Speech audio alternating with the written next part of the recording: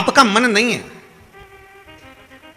शरीर में कष्ट है, रोग है, बीमारी है, आपका मन नहीं है तो भी आप टीवी खोलकर आस्था चैनल पर कथा श्रवण कर रहे हैं, आपका मन नहीं है तो भी आप कथा में बैठे हुए हैं, आपका मन नहीं है तो भी आप शिव जी के मंदिर जा रहे हैं, आपका मन नहीं है तो भी आप व्रत कर रहे हैं, आपके शरीर में कष्ट है इसके बाद भी आप भगवान की भक्ति धारण कर रहे हैं, तो भी आप भगवान के भजन में लगे हुए हैं। तो ये विश्वास मानकर चलना कि भले दिन में खाओ चाहे रात को खाओ, शक्कर शक्कर होती है, मिठास मिठास होती है, उसी तरह तुम बेमन से शिव की कथा सुनो चाहे मन से शिव की कथा सुनो, कथा कथा होती है, उसका फल मिलता जरूर है, वो फलती जरूर है। उस कथा का फल, उस कथा का जो रस तत्व है, उसका जो स्वाद है वो आपको प्राप्त जरूर होगा।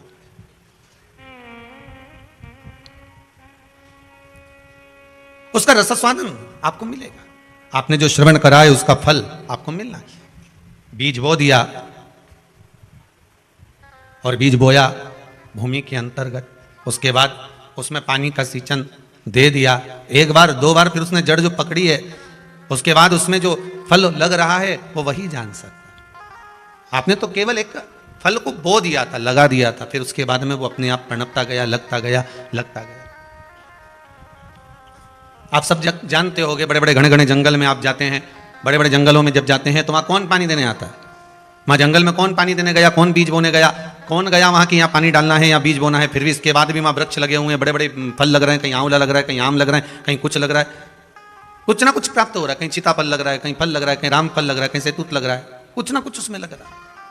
ना किसी ने पानी डाला, ना किसी ने बीज डाला, उसके बाद भी कहीं से कोई आया था, खाकर पटक गया और वो लग गया।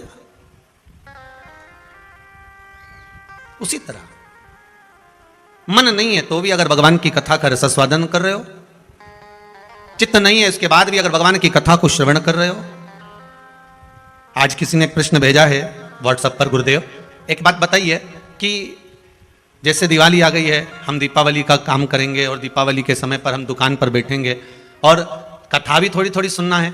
मान लो हमारा मन कथा में, अब टीवी हमने लगा ली दुकान के अंदर, दुकान में टीवी चल रही है और हम काम में लगे हुए हैं और कथा नहीं सुन पाए, उसका कोई फल मिलेगा कि नहीं मिलेगा? तो वो भी यहाँ शिव महापुराण में वर्णन कर रही है, वो भी कह रही है कि शक्कर रात को खाई चाहे दिन में खाई पर मीठी की मीठी है, अंधेरे में खाई चाहे उजाले में खाई, वो मीठी की मीठी है। उसी तरह आपके यहाँ टीवी चल रही है, आस्था चैनल पर शिव महापुराण की कथा चल रही है, वो कथा अपना काम करेगी, तुम अपने कर्म में लीन रहिए, कर्म करते रहिए, वो अपना काम कब कर जाएगी ये आपको मालूम ही नहीं पड़ेगा। वो कथा कब क्रम करके चली जाती है उसका मालूम नहीं पड़ता। बस पहले भी कहा, काम करते रहो, नाम जपते रहो, पार कर देगा भोले कभी ना कभी, वो करेगा।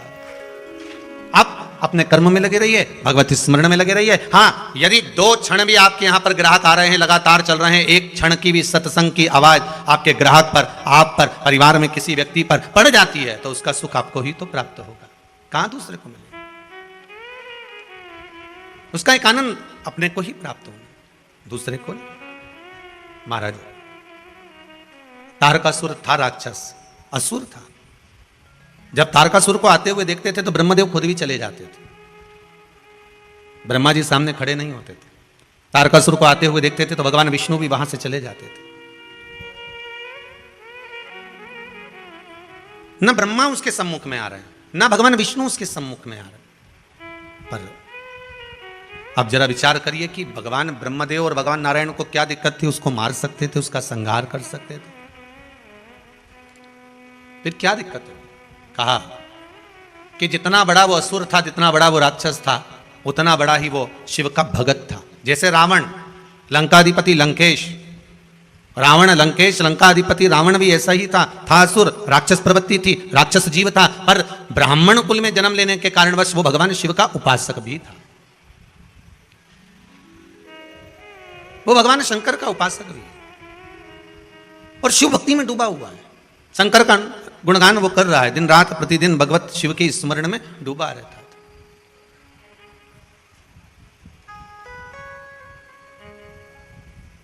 वो डूबा है, वो कहे ना,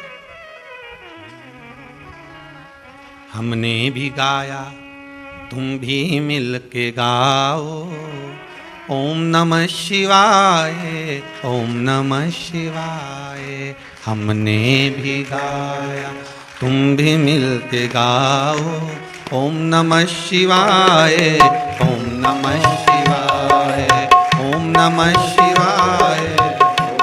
सब गाइए।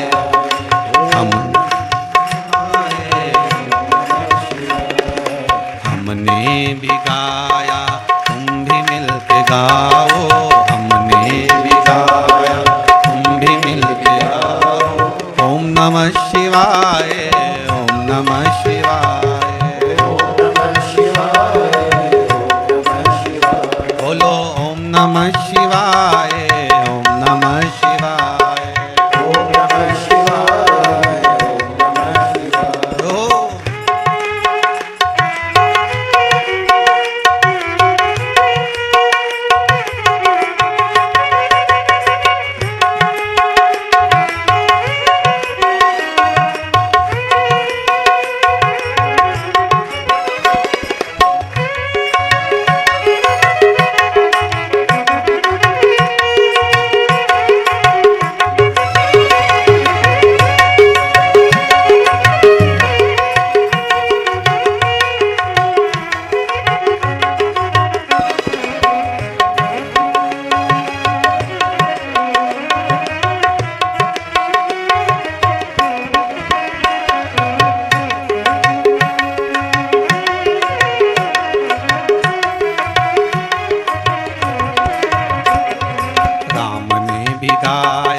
कृष्ण ने भी गाया, राम ने भी गाया, कृष्ण ने भी गाया। तुम भी मिल के गाओ ओम नमः शिवाय, तुम भी मिल के गाओ ओम नमः शिवाय, तुम भी मिल के गाओ ओम नमः शिवाय, तुम भी मिल के गाओ ओम नमः शिवाय, ओम नमः शिवाय, ओम नमः शिवाय, ओम नमः शिवाय, ओम नमः शिवाय, ओम नमः शिवाय। हमने भी गाया तुम भी मिल के गाओ, हमने भी गाया तुम भी मिल के गाओ ओम नमः शिवाय, ओम नमः शिवाय, ओम नमः शिवाय, ओम नमः शिवाय।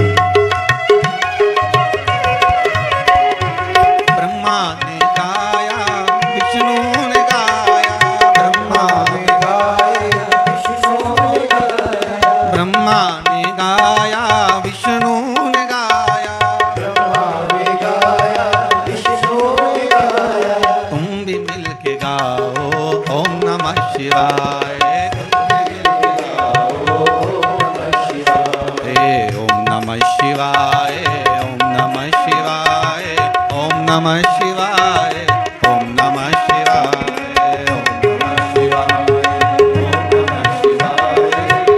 नमः शिवाय, ओम नमः शिवाय।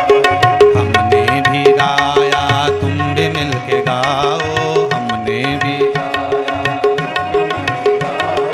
ओम नमः शिवाय, ओम नमः शिवाय, ओम नमः शिवाय, ओम नमः शिवाय, ओम नमः शिवाय, ओम नमः शिवाय, ओम नमः शिवाय। भगवान की कथा कह रही है, भाव शुद्ध हो।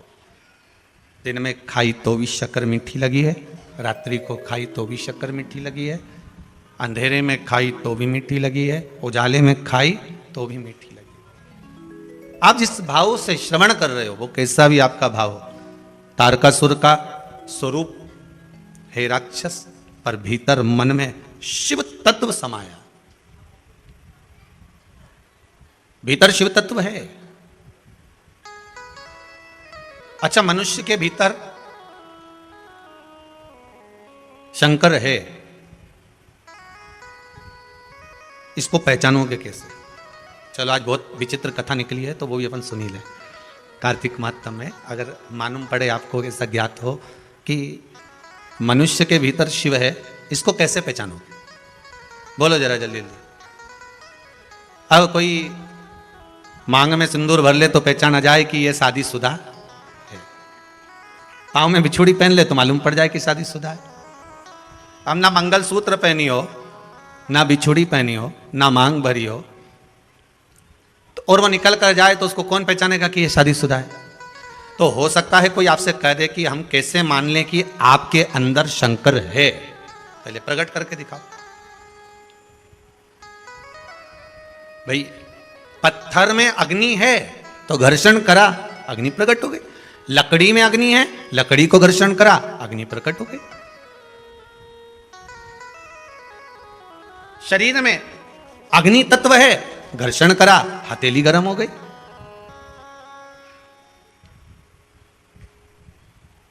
प्रस्तुत कैसे करोगे कि आप में, हम में, सब में शिव है? उसको प्रकट कैसे करोगे? उसको सामने प्रस्तुत कैसा करा जाए?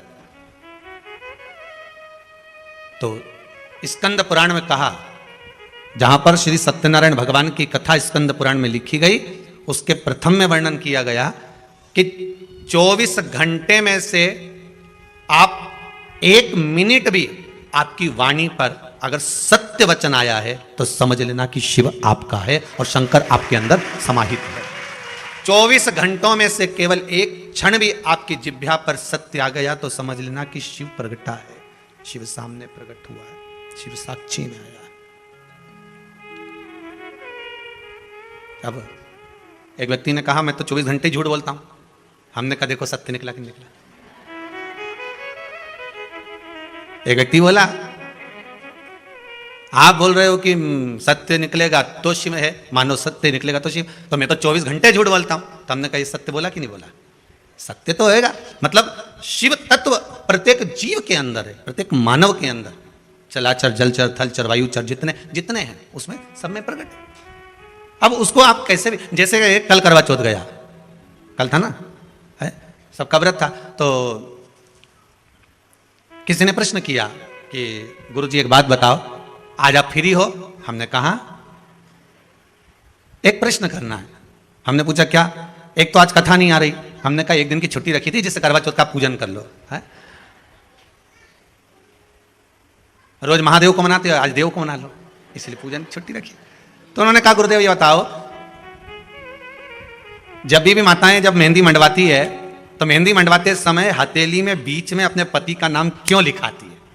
मैंने कहा इतनी सी बात के लिए तूने मैसेज करा, ये तो तू कैसे भी पूछ लेती, अपने रिश्तेदारों से पूछ ले, परिवार में किसी से पूछ ले कि हथेली पे पति का नाम क्यों लिखा। तो कहनी हमने पूछा पर सही जवाब नहीं मिल रहा। हमने कहा सही जवाब बस इतना सा है कि नारी मेहंदी मंडवाती है तो हथेली पे अपना पति का नाम इसलिए लिखवाती है कि पति मेरी मुट्ठी में रहे। अब उसमें इतना टेंशन लेने की जरूरत? उसने अगला मैसेज लिख के फूल बनाया और हाथ जोड़ के लिख दिया श्री शिवाय नमस्तुभ्यम। इतना भारी तो कोई प्रश्न ही नहीं था। अब समझो तो वो बात क्या होए यशोदा मारे से तूने लालो बिगाड़ दो वारे से। अब कहे नाम लिखने से होगा कि हम तो यही लिखेंगे कि भाई लिखा होगा तो मुट्ठी में पति रहना चाहिए, इसलिए हाथ पे नाम लिखा।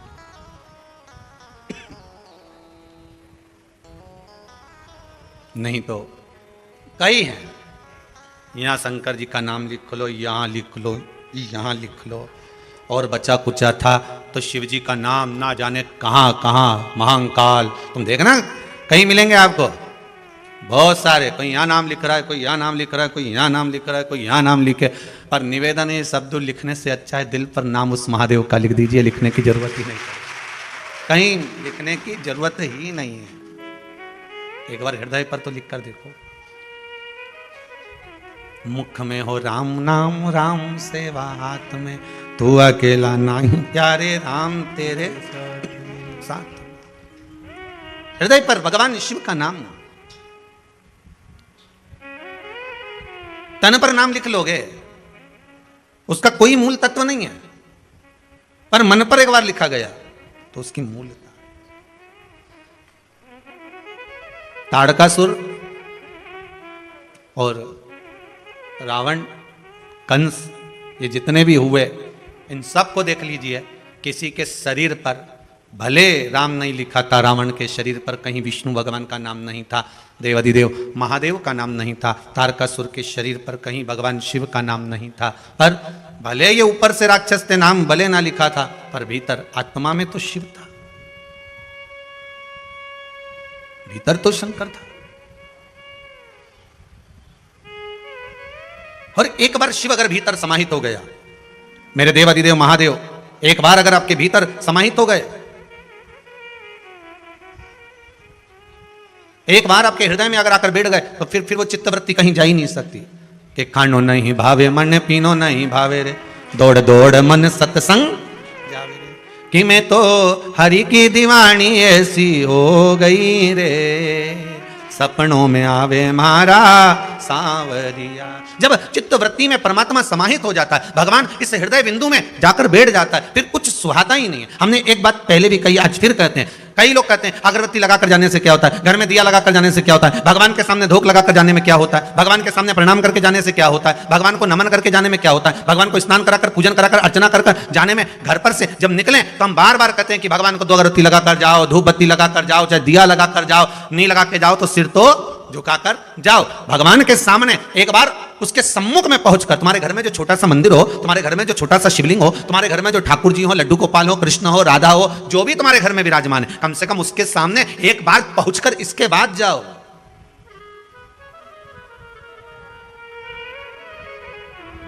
पीटी उषा दौड़ में पहले निकलती है। एक बार इंटरव्यू में आया था, उससे पूछा गया कि तुम दौड़ती हो तो इतनी आगे कैसे निकल जाती हो।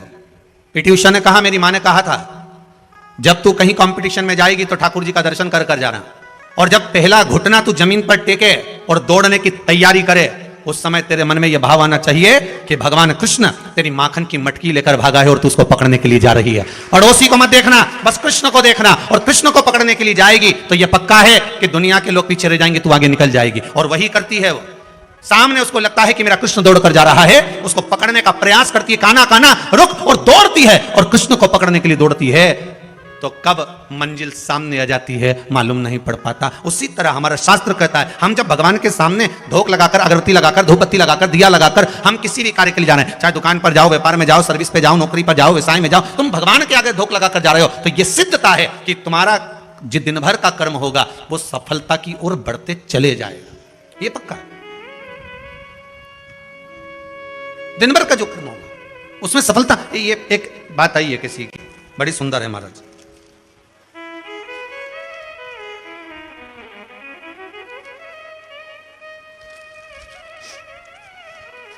लिफाफे का कागज है, हो आधा लिफाफा उनके पास में ही है।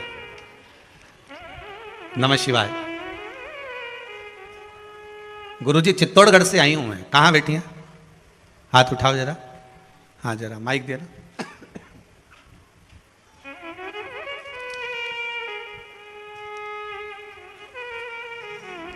चित्तौड़गढ़ से आई हैं आप, पुष्पा जी मुंदड़ा। नमः शिवाय। श्री शिवाय नमस्तुभ्यम।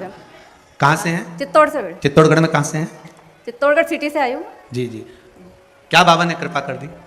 मेरे बेटे की जॉब लग गई, नवरात्रि में आई थी मैं फर्स्ट दिन। नवरात्रि में आई थी? अभी नवरात्रि में? हाँ। पहले दिन आई थी? हाँ। जी। और आके सुबह शाम को चली गई और बोल के गई, यहाँ उसकी जॉब लग गई। कल आज ज्वाइन किया उसने। जी। कल मैं वापस निकल गई आने के लिए। बाबा की कृपा हो गई? हाँ। धन्यवाद बेटी। अब नवरात्रि के पहले दिन से आज कितने दिन हो गए? अंदाजा लगाया जाए, ज्यादा 20-22 दिन। 24 दिन 25 दिन से ज़्यादा नहीं। पर श्रीमती पुष्पा जी मुंदड़ा को बहुत बहुत बधाइयाँ देते हैं जो आपके बेटे का जॉब लगा, बाबा की कृपा हो। केवल विश्वास, आप आए, भगवान के प्रति आपका भाव जागृत हुआ, आपने नमन किया, केवल यहीं से मतलब नहीं। हम तो कहेंगे कि प्रतिदिन अगर आप भगवान के सम्मुख से आप निकल कर जा रहे हैं, किसी कार्य के लिए जा रहे हैं, तो भगवान को नमन कर कर जाइए, उससे नयन मिलाकर जाइए, नयन मिला। एक पत्र और है, बड़ा सुंदर है महाराज।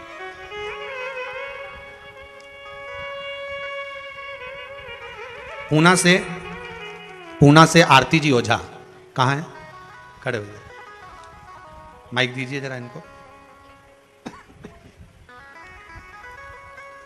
शिवाय नमस्तुभ्यम महाराज श्री शिवाय नमस्तुभ्यम। आपने लिखा है आरती जी ओझा श्रीमती जी। पूना से कहाँ से हैं आप? जी पिंपरी से। पिंपरी से हैं। बाबा ने क्या कृपा करी?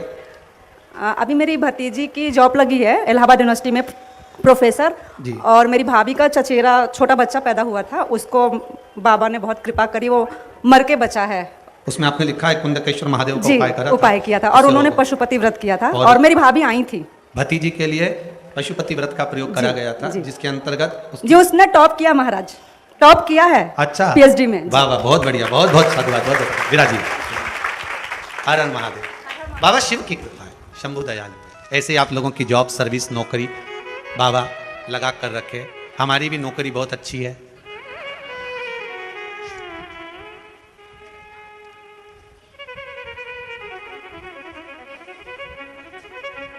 मेरी तनख्वाह भी कुछ कम नहीं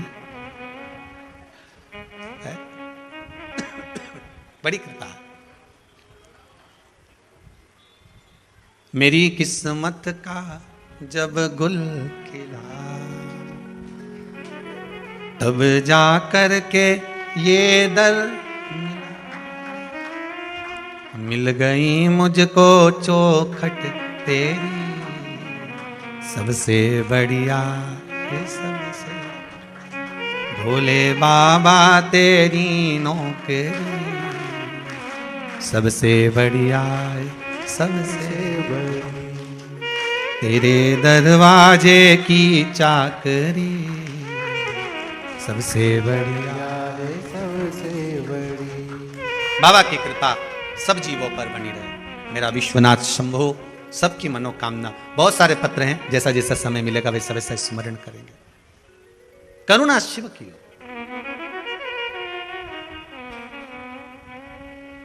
कैसे भी जपो, घर से निकलते समय, अपने भवन से निकलते समय एक बार भगवान का दर्शन कर कर निकलो। घर में जो मंदिर हो, देवालय हो, पूजन का स्थान हो, उसको प्रणाम कर कर निकलो।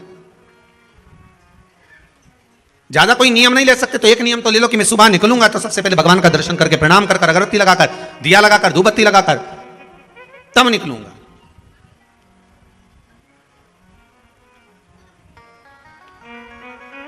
अब आज के जमाने में बड़ा भ्रम पैदा कर दिया लोगों ने, बड़ा भ्रम।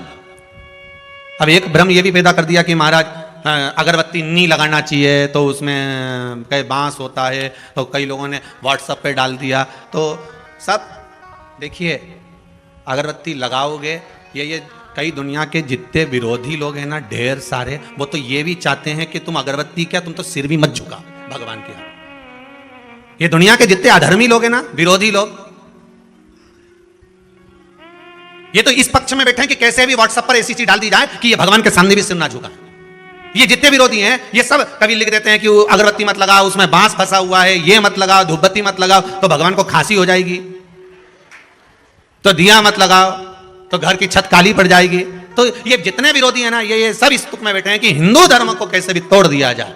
पर मेरा निवेदन हाथ जोड़कर है, 2 अगरबत्ती, धूप बत्ती, ये हमारे पुराने समय से चलकर आ रही है। पहले तो कंडा जलाकर धूप भी छोड़ते थे, वो नहीं छोड़ रहे तो कम से कम धूप बत्ती, अगरबत्ती, भगवान को कम से कम भाव से केवल उसको रिझाने के लिए तो लगा, दिया लगा दो, ज्यादा नहीं होता।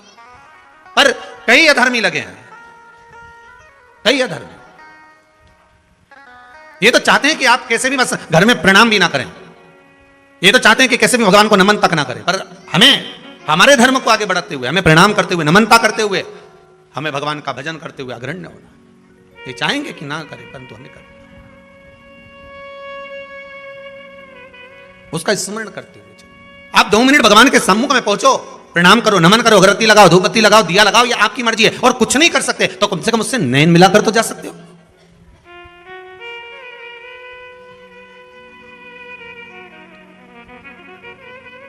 नैन लड़े त्रिपुरारी से मैं उनकी हो गई, मेरे मन में नहीं है धीर सखीरी काशी जाऊंगी, मुझे उठे विरह की पीड़ सखीरी में काशी काशी जाऊंगी, जाके गंगा नहाऊंगी, मैं काशी जाऊंगी, जाके गंगा नहाऊंगी, मेरे मन में नहीं है धीर सखीरी में काशी जाऊंगी। छोड़ दिया मैंने खाना पीना तेरी याद में।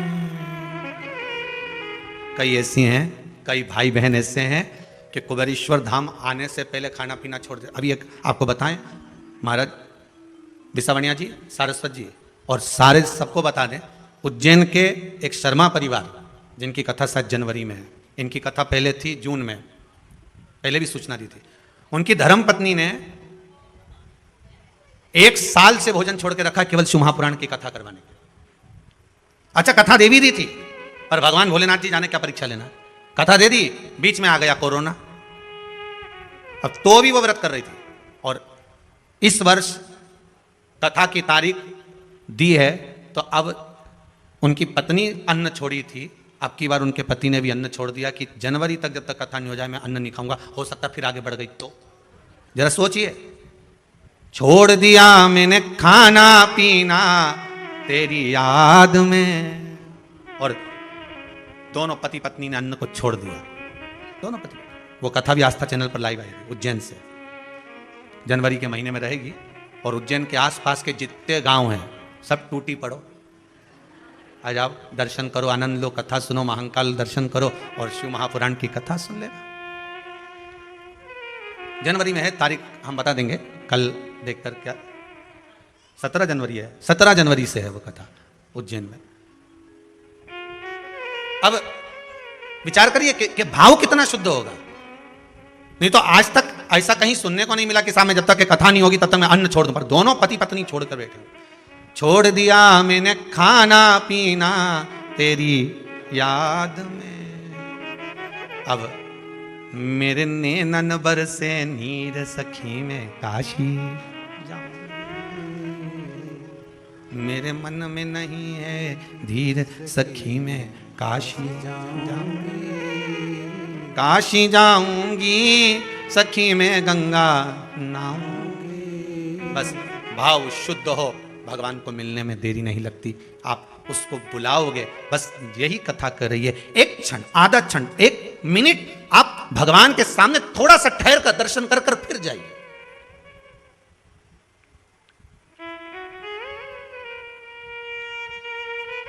एक क्षण ठहर कर फिर जाइए, 2 मिनट। हम भगवान का दीदार, हम भगवान का दर्शन क्यों ना कर ले। महाराज षडानंद कार्तिकेय जी की धर्म पत्नी देवसेना, देखिए शिव महापुराण में कार्तिकेय जी के विवाह का कोई प्रसंग नहीं है। इसमें तो लिखा है कि कार्तिकेय बाबा ब्रह्मचार्य व्रत का पारण करें, पर ब्रह्मवेत्ता पुराण के अंतर्गत लिखा है कि कार्तिकेय महाराज की 2 धर्म पत्नियां थी, देवसेना और वल्ली देवी। ब्रह्मवेत्ता पुराण में लिखा है कि कार्तिकेय बाबा की 2 धर्म पत्नियां थी, एक था देवसेना, दूसरी वल्ली देवी, पर शिव महापुराण में नहीं लिखा। तो कोई कहे कि गुरुदेव आप बोल रहे हैं कि कार्तिकेय जी की धर्म पत्नी थी तो शिव महापुराण में नहीं लिखा, फिर कहेंगे ब्रह्मवेत्ता पुराण में लिखा। तो कार्तिकेय जी की धर्म पत्नी थी देवसेना, एक बार उसने भी कार्तिकेय बाबा से षडानंद जी से प्रश्न कर लिया था।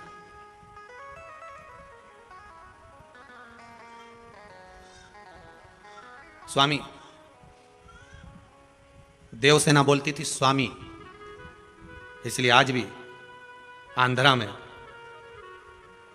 कार्तिकेय बाबा को स्वामी ही कहा जाता है। कई लोग उनको अयप्पा स्वामी भी कहते हैं, श्री स्वामी भी कहते हैं। देवसेना ने कहा, स्वामी मेरे मन का एक प्रश्न है, आप उसका उत्तर देंगे? जी बोलिए, क्या हुआ, क्या चाहती हो? देवसेना ने कहा, प्रभु जी सारी दुनिया के लोगों के एक मुख होता है, दो मुख होते हैं, किसी का 10 मुख भी होता है, पर आपके 6 मुख क्यों हैं? कारण क्या है षडानंद कार्तिकेय आपके 6 मुख का? भगवान कार्तिकेय महाराज ने अपनी धर्मपत्नी देवसेना से कहा, देवसेना सुनो, मेरे 6 मुख ये मुझे गंगा जी की देन है। जब मेरा जन्म हुआ था तब मैं 6 भागों में प्रकट हुआ था, पर मेरी माताओं ने, कृतिकाओं ने, संतों की धर्मपत्नियों ने मुझे एक कर दिया, मुख 6 रखे, शरीर एक कर दिया। तो प्रभु जब माता कृतिकाओं ने आपके शरीर को एक कर दिया था तो मुख को एक करने में क्या दिक्कत थी? जब शरीर एक कर दिया है तो मुख को एक करने में क्या दिक्कत है? क्या कारण है? भगवान शंकर ने, भगवान कार्तिकेय जी कहते हैं, षडानंद कार्तिकेय कह रहे हैं देवसेना को, देवसेना बस बात इतनी सी है कि माता ने 6 मुख मेरे इसलिए रखे कि 5 मुख से मैं इन पंचम जो इंद्रियां हैं, इसको जो इंद्रियां वशीभूत हो जाती हैं, काम लोभ आसक्ति वासनाओं में जो डूब जाती हैं, इन पंचम इंद्रियों को साध कर शिव की उपासना में एक मुख से गुणगान करता। 5 कर्मेंद्री, 5 ज्ञानेंद्री और एक मन, बस ये मन जो छठा है इसको साधना है। 11 इंद्री में 5-5 को अगर एक साधने के लिए रखा है मैंने। सुई का धागा और जीवान जितनी लंबी होती है ना उतनी उलझ जाती है। क्या क्या जम के उलझ रहा, माताओं को तो ज्यादा मालूम होगा। सुई का धागा जितना लंबा लिया और 2-3 बार इमें तकिया की खोल में या गादी की खोल में निकाला, और निकालते से फिर वो धागा आगे जाके, अरे बोलो तो जम के उलझ गए। सुई का धागा और जीवान जितनी लंबी होती है ना, ये उलझती जरूर है। तुम जितना ज्यादा बोलने की तुम्हारी आदत होगी, जरा जरा सी बात में बोलने की आदत होगी, 2 लोग बात कर रहे हैं, तीसरी तुम घुस गए, बोलना चालू कर दिया। 2 ट्रेन में बैठ के जा रहे और उसमें तुम बैठकर बात करने लगे, तो ये जो तुम्हारी आदत है ना, तो समझ लेना कि ये सुई का धागा और जीवान जितनी लंबी होगी ना उतनी तकलीफ देगी। इसलिए संतों को देखना एकदम मौन रहते, चुप, उनको मालूम है दादा उलझ गए। तो ये आधे से ज्यादा जो नेताओं ने ना, ये तुम टीवी पे रोज देखना, रोज न्यूज वाले बताते रहते हैं कि उनने ये बयान दिया तो उनने वो बयान दिया। इनको बस यही कथा सुना दो एक बार कि सुई का धागा और जीवान ये ज्यादा लंबी नहीं होना चाहिए, ये लंबी हुई कि उलझी। तुम जितना ज्यादा बयान दोगे, ज्यादा बोलोगे, ज्यादा शब्दों का बाण कहते रहोगे तो ये उलझ जाएगा। इसलिए आप बोलना ही मत ना, आप तो मौन रहो, जितना जितना मौन रह सकते उतना रोइए। पार्वती मैया कितना बोलती थी, भोलेनाथ जी कुछ बोलते थे, अरे बोलो तो सम कुछ भी नहीं। और जब वो बोलते थे तब सारे डोलते थे। आता है ना, एक माता जी एक बार वो फोटो लेके आई लड़की का, हम गुरुजी इतनी बढ़िया लड़की, इतनी बढ़िया, हम सब देख के आए हैं और सबको पसंद आ गई है। हम 12 लोग गए, 10 लोग गए, बिल्कुल गुरुजी एक आवाज नहीं निकली, उसका एक शब्द नहीं निकला, जितना पूछा उतनी बोली, इतनी सीधी सादी छोरी है। आप देख के बताओ कैसी रहेगी? हमने कहा अच्छी है, पर बिल्कुल नहीं बोलती गुरुजी। हमने कभी नहीं बोलेगी, जब वो बोलेगी ना तो तू भी डोलेगी। अभी क्या बोलेगी? अब इसकी कोई आफत आई है बोलेगी वो?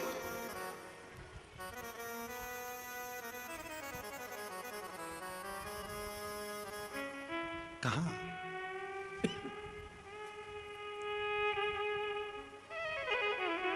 जितनी बहुओं ने और जितने भेरुओं ने कल स्टेटस पे अपने अपने फोटो लगाए हैं ना, राम जी, इतने ही फोटो एक दिन मदर्स डे पे अपनी अपनी सास के साथ जरूर लगा देना। इतने ही जितने कल लगे थे अपनी माता जी के साथ जरूर लगा देना।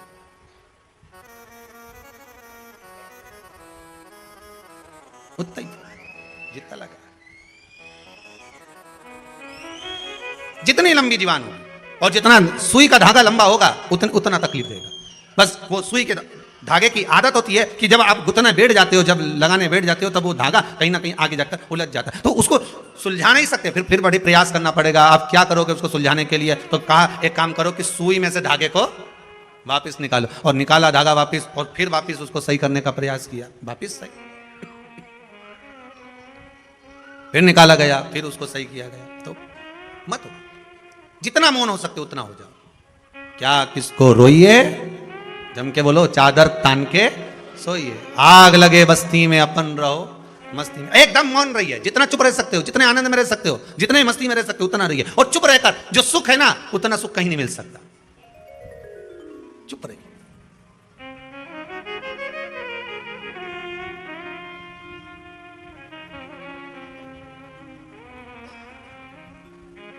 अगर आपका किसी से विवाद हुआ है ना, एक शब्द मत बोलना, एक शब्द भी उसको बोलने देना। और तुम तो बस केवल दरवाजे पे चुपचाप बैठे रहना।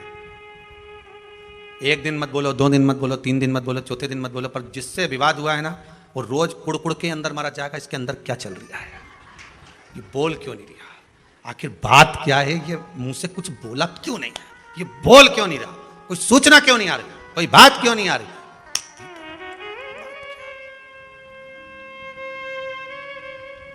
बोले ही मत। जितनी जीवान लंबी होगी उतना तकलीफ आपको होगी, और जितना धागा लंबा होगा सुई का, उतना वो सिलने में तकलीफ होगी, उलझेगा वो, पक्का है, उसको सुलझ। ए देवसेना, मेरा एक जो मुख है, ये मैंने जो रखा है 6 मुख, ये केवल मेरी माताओं ने शरीर तो एक कर दिया, पर मुख 6 अलग ही रहन दिए, एक नहीं करा। उसका कारण केवल इतना है कि मैं इन मुख से भगवान का गुणगान करता रहूं, भगवान की भक्ति का एक स्मरण भाव सम्मुख में प्रकट करता रहूं। किसी ने लंकाधिपति रावण से पूछ लिया तो तुमने 10 सिर क्यों लिया, तो क्या मर्जी मेरी, तो कारण क्या था। और लंकाधिपति रावण ने कहा मेरे 10 सिर का केवल एक कारण है कि जब मैं शंकर का गुणगान करूं, जब मैं शिव का स्मरण करूं, तो मेरे 10 मुख से भगवान शंकर का गुणगान होना चाहिए, मेरे 10 मुख से भगवान शिव का स्मरण होना चाहिए। मैं भगवान की भक्ति में इस 10 मुख से डूबा रहूं।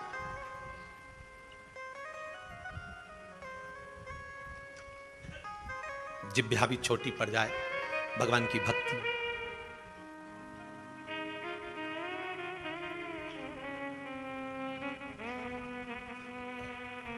सारी पृथ्वी को कागज करूं और लेखनी पूरे वृक्षों की कर लूं, तो भी परमात्मा का स्मरण करना कठिन है महाराज।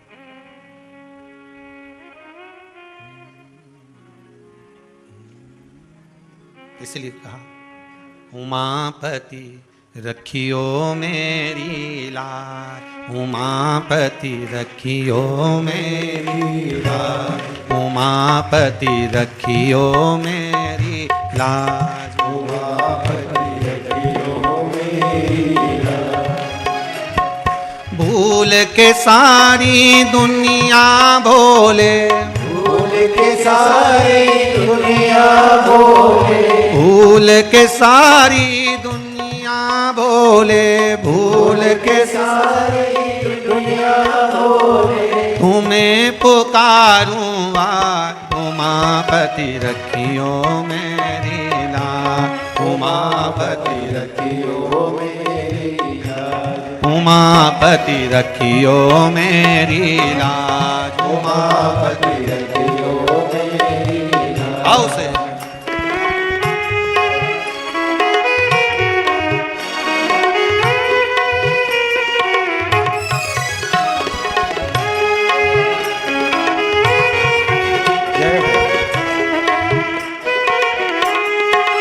ताली से बल आनंद में जय हो।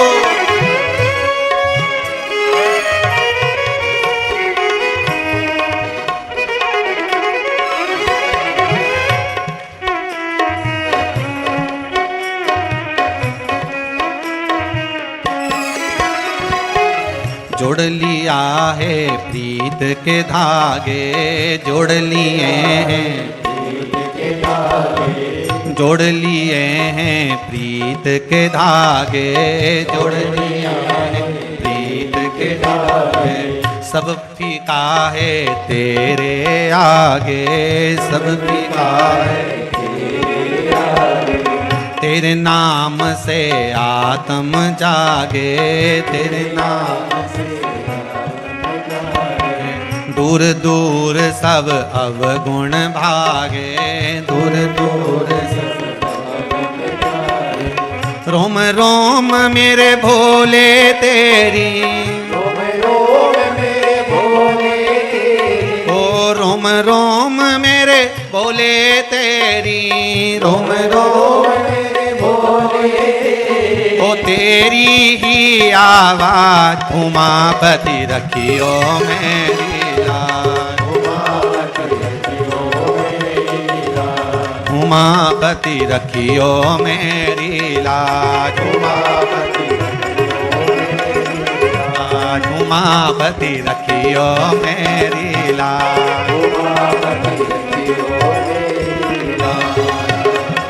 भूल के सारी दुनिया बोले, भूल के सारी दुनिया बोले, ओ भूल के सारी दुनिया बोले, भूल के सारी दुनिया बोले, तुम्हें पुकारूं आज, उमापति रखियो मेरी लाज, उमापति रखियो मेरी लाज, उमापति रखियो मेरी लाज, उमापति रखियो मेरी लाज। हो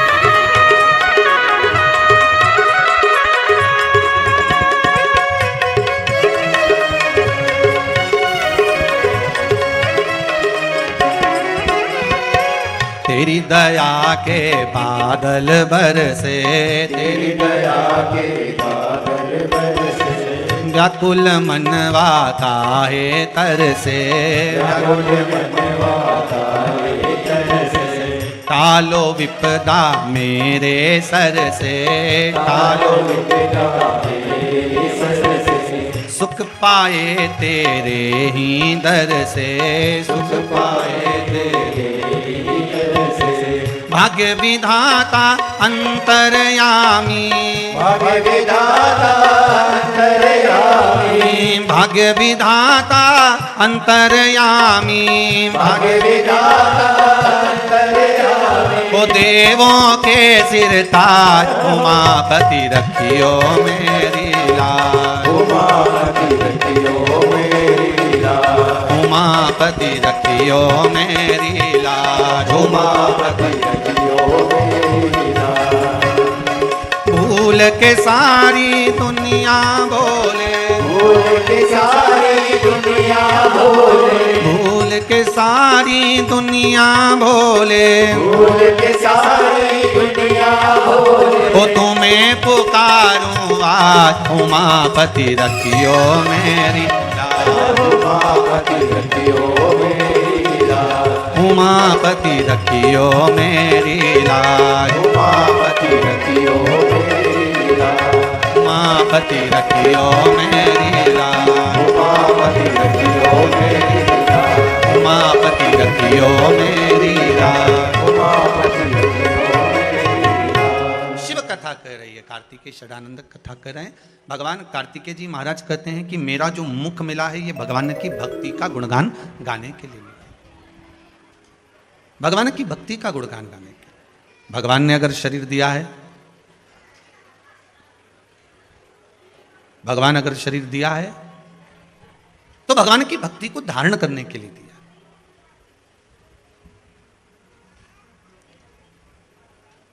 तारकासुर हृदय में शिव है, तारकासुर के हृदय में शंकर ओगरदानी त्रिकालदर्शी शिव समाया। इसलिए कार्तिक के महीने में,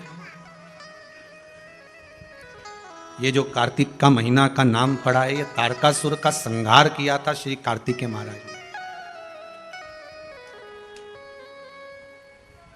इसलिए कार्तिक के महीने की मूलता कही गई। कोई साधारण व्यक्ति का संहार नहीं करा है, ये जो एक भजन करने वाला हो और एक पाप कर्म करने वाला हो, या तो पाप कर्म करने वाला हो कि पूरा ही पापी हो तो उसका संहार हो जाए, या बिल्कुल भजन करने वाला हो तो उसका उद्धार हो जाए। अब ये बीच में जो टंगा हुआ है ना कि हे असुर भी और भगवान की भक्ति भी कर रहा है, इसको संभालना, इसका संहार करना बड़ी कठिन बात है साहब।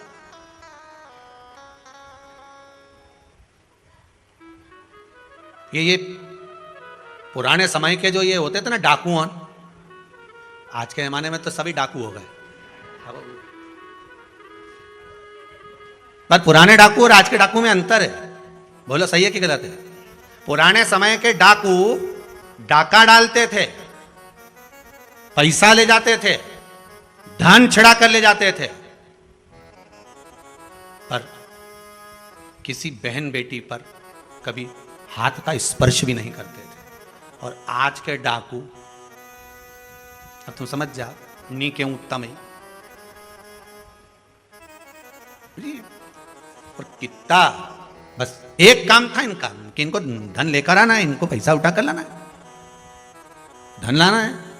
और जाने से पहले कहां जाते थे? डाका डालने से पहले जम के बोलो, जिस देवी को मानते थे, जिस देवता को मानते थे, पहले उनके यहाँ जाके नमन करके अगरबत्ती लगाए, धूपबत्ती लगाए, निवेदन करके फिर जाते थे कि आज हम डाका डालने जा रहे हैं। भवानी और ये भवानी दोनों को लेकर जाके हम आएंगे, तेरी आराधना करेंगे।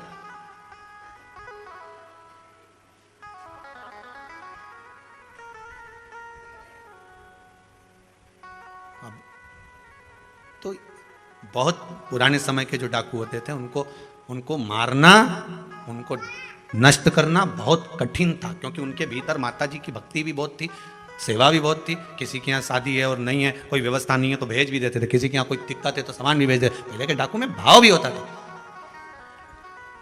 थे डाकू पर साथ में भगवान की भक्ति भी तो धारण करते थे। तो इनको मारना बड़ा कठिन हो जाता था। या तो एक पापी हो जिसको मार दिया जाए, संहार कर दिया जाए, या एक धर्मात्मा हो जिसका उद्धार कर दिया जाए। पर ये दो बीच में है ना, इनकी बड़ी आफत है महाराज। अब ये तारकासुर राक्षस भी है और भगवान शंकर का भक्त भी है, रावण राक्षस भी है और शिव का भक्त भी है। दिक्कत मानी पड़ी है कि ये भगवान के भगत वही है, भक्ति में भी। अब जो जानता है वही समझ पाएगा। जैसे एक पत्नी पड़ोसन के यहां गई और पड़ोसन क्या जाके बोली, मैं मेरे पति से बड़ी परेशान हो गई हूं। उसने पूछा क्यों? मेरा पति इतना झूठ बोलता है कि मैं उससे परेशान हो गई हूं। क्या झूठ बोला तेरे पति ने? सुबह से चिल्ला रहे हैं, मेरी जेब में से किसी ने 5,000 रुपए निकाल लिए। सुबह से चिल्ला रहे हैं कि मेरी जेब में से किसी ने 5,000 रुपए निकाल लिए, और मैं 4 बार बाथरूम में जाके गिन के आ चुकी हूं, 4,000 ही हैं। अब बताओ मेरा पति कितना बड़ा झूठा है, कितना बड़ा झूठा मेरा पति है। सुबह से चिल्ला रहा है 5,000 निकाल लिए, जेब में से किसी ने 5,000 निकाल लिए, सुबह से झूठ बोल रहे हैं 5,000 निकाल लिए, और मैं 4 बार बाथरूम में जा चुकी हूं और गिन के आ चुकी, तो मुझे 4,000 ही मिले। अब बताओ कितना झूठा है। अब ये नहीं कह रही खुद चोटी, अब वो के झूठ बोल रहा है, खुद दिख रहा है 4,000 बोले। बस यही हमारा कर्म महाराज। कोई असुर प्रवृत्ति का भी है। फिर वही वाली बात आ गई कि दिन में भी शक्कर खाओगे तो मीठी रहेगी, रात को भी खाओगे तो मीठी रहेगी, अंधेरे में भी खाओगे तो मीठी है, दिन में भी खाओगे तो मीठी है, उजाले में भी खाओगे तो मीठी है। उसी तरह राक्षस होकर भी भगवान का भक्त है तो भगवान उसको मिलेगा जरूर। रावण शंकर का उपासक थे, रावण राक्षस थे, पर भगवान की भक्ति उसके भीतर थी, इसलिए मारने राम जी को आना पड़ा। तारकासुर भी राक्षस था पर भगवान की शिव की भक्ति थी, इसलिए मारने शिव के पुत्र आए। कोई साधारण नहीं आ सकता। आराधना तुम्हारी चित्त वृत्ति में जो हो सजी।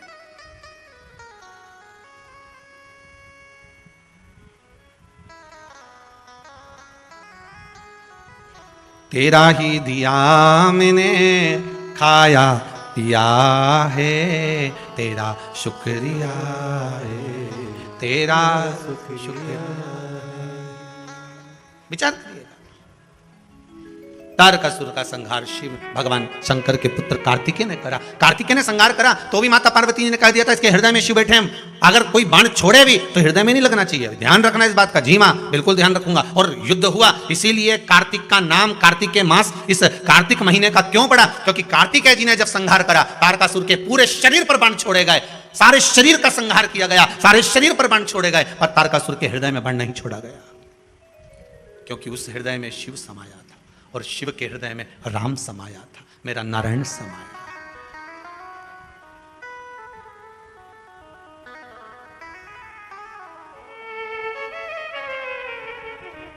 भगवान नारायण, भगवान विष्णु इतने प्रसन्न हुए थे तारकासुर के संहार पर, शिव इतने प्रसन्न हुए भगवान विष्णु कि सीधे भगवान शंकर के पास पहुंच गए। भगवान नारायण ने जैसे ही भगवान शंकर के पास पहुंचे तो शिव जी तो बैठे हुए थे बड़ी आराम से कैलाश पर्वत पर। भगवान विष्णु ने जाते से कहा हर हर महादेव। कैसे आना हुआ, क्या हो गया, कैसे आयो? शंकर जी ने पूछ लिया। भगवान विष्णु बोले प्रभु बात इतनी सी है कि आपके पुत्र ने तारकासुर का संहार कर दिया, तो रजिस्ट्री कराना है। रजिस्ट्री? हाँ, क्या रजिस्ट्री? आपने अभी आपको पहले भी कथा में कहा, इससे पहली कथा में भी कहा, घड़ी शिव ने बनाई, पल शंकर जी ने बनाया, घड़ी पल समय नक्षत्र वार तिथि महीना वर्ष सब शिव का बनाया हुआ, सारा की सारा सृष्टि का जितना ये घड़ी पल समय सब महीने 2 महीने साल ये सब शिव के बनाए हुए हैं। जब सब शंकर जी ने बनाए तो प्रभु रजिस्ट्री कराना। रजिस्ट्री किस चीज की? कि 12 महीने जो आपने बनाए हैं उसमें से 1 महीना आपके बेटे के नाम करना। होगी रजिस्ट्री? 12 महीने में से 1 महीना किसके नाम पर है? जम के बोल दो, कार्तिक जी। बाकी के सारे महीने उठाकर देख लो, पूष माघ चैत्र अश्विन, जितने भी महीने देखोगे किसी देवता के नाम पर नहीं, केवल 1 महीना, और एक वो 3 साल में एक बार आए, कौन सा? अधिक मास, वो भी भगवान ने दिया, और वो 12 महीने में नहीं आए, वो तो बीच में फंस जाए, इसलिए उसका नाम है 12 से अधिक, इसलिए उसका नाम अधिक मास। तो भगवान कृष्ण ने उसको अपना नाम दिया पुरुषोत्तम। पर बाकी के 12 महीने निकाल कर देख लो, माघ मिलेगा, पूष मिलेगा, चैत्र मिलेगा, वैशाख मिलेगा, अश्विन मिलेगा, सारे महीने मिलेंगे, मल मास आदि अधिक सब मिल जाएंगे, पर देवता के नाम से कोई मास नहीं मिलेगा। देवता के नाम से अगर कोई मिलेगा तो केवल 1 मिलेगा, वो है कार्तिक मास। क्योंकि यहाँ प्रॉपर्टी में लिख दिया गया, सील ठप्पा लग के सिग्नेचर होके ठप्पा लग गया कि ये कार्तिक मास, ये महीना इनका है। तो पूछा कि ये दुनिया के लोग कार्तिक के महीने में तारा स्नान क्यों करते हैं? कौन सा स्नान? तारा स्नान। तारा स्नान का मतलब मालूम है? जम के बोलो, है? तारा स्नान का मतलब क्या है?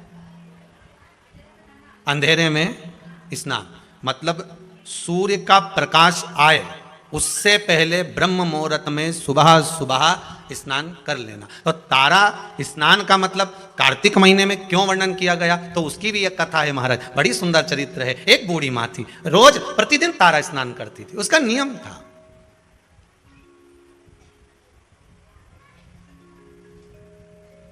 प्रतिदिन तारा स्नान करती थी।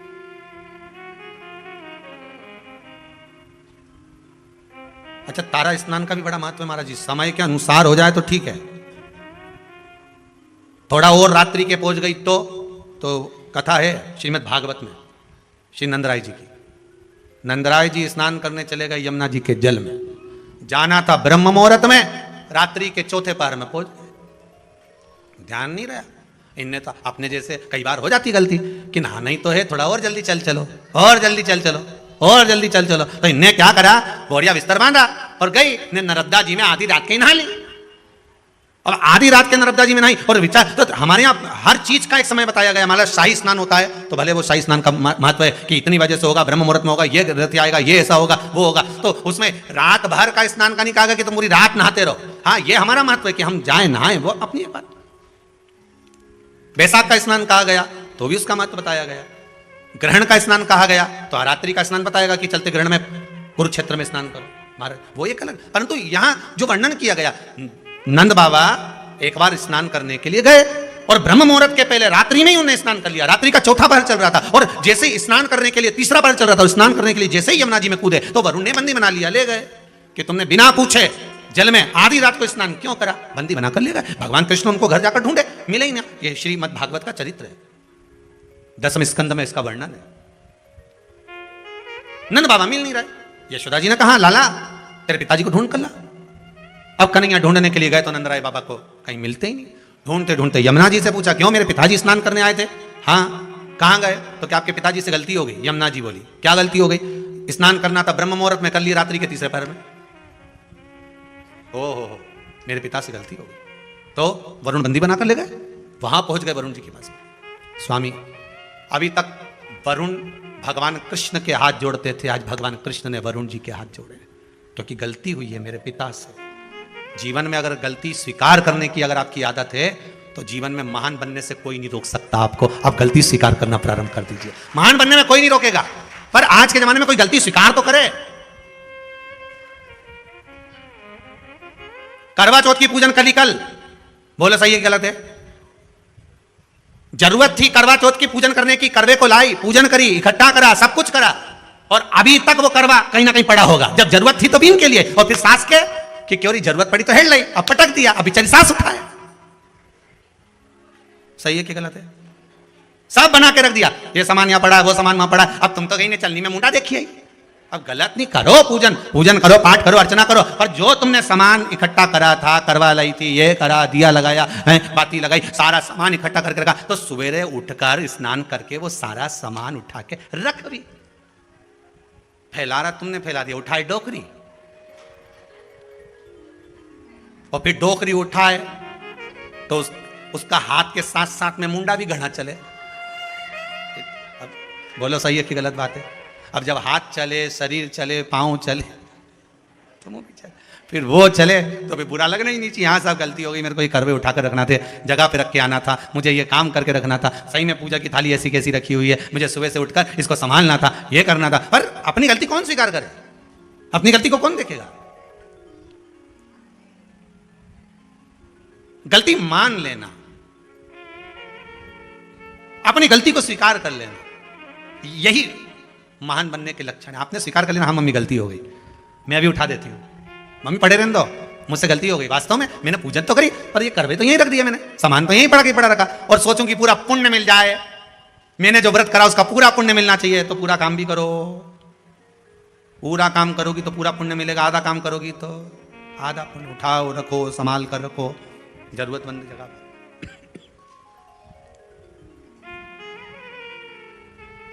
कमरा की झाड़ू लगा लो, उसके बाद झाड़ू को ऐसी जगह उठा के पटका, अब दूसरी बार कचरा इकट्ठा हो गया, अब ढूंढती फिर रही, फिर नहीं मिली कमरा में तो पड़ोसी कहते कहीं झाड़ू है क्या तुम्हारे? हमारे कमरा की तो मिल ही नहीं रही है। ये कुबेरेश्वर धाम के ये जो कमरे बनाए ना, ये इधर से इधर, जिसमें भगत लोग आए सो ठहर जाए कर जाए, इनमें भी एक एक झाड़ू धरी थी। अब अभी जितने ठहरे नहीं, इनसे पूछ लो इनका कमरा में झाड़ू मिली? सब गायब। अब कचरा इकट्ठा हो जाए तो क्या करे, कहीं से झाड़ू लाऊं, और मालूम पड़े जो हाल की थी वो भी ले गई, वो मिले सो। बस आदत हमारी यही है, हम गलती को स्वीकार नहीं करते। जिस दिन हमने अपनी गलतियों को स्वीकार करना प्रारंभ कर दिया तो महान बनने में देरी नहीं लगे। हम गलती स्वीकार नहीं करते, गलती को हम दूसरे पे थोप देते हैं। क्यों? झाड़ू रखी थी, हमें क्या मालूम, हम तो अभी आए, मतलब गलती दूसरे पे थोप दो। फिर उसे पूछा क्यों री लीला, झाड़ू कहाँ है? फेल लो, हम तो खुद पड़ोसन की लेके आए थे। तो ये उसी में कहा लेना, टीचर ने आते से पूछ लिया क्यों रे, ए पप्पू खड़े हो? Yes sir.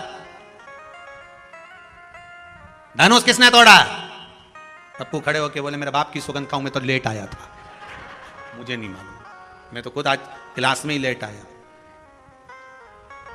धनीराम तू खड़े हो जा। जी सर। धनुष किसने तोड़ा? मैं तो कल आया ही नहीं था। सब ने बहाने बनाए, कोई कहे ऐसा, कोई कहे ऐसा। बस हम गलती स्वीकार नहीं कर।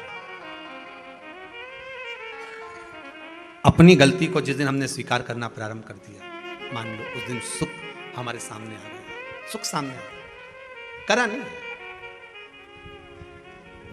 बूढ़ी मां जाए, स्नान करे, आए,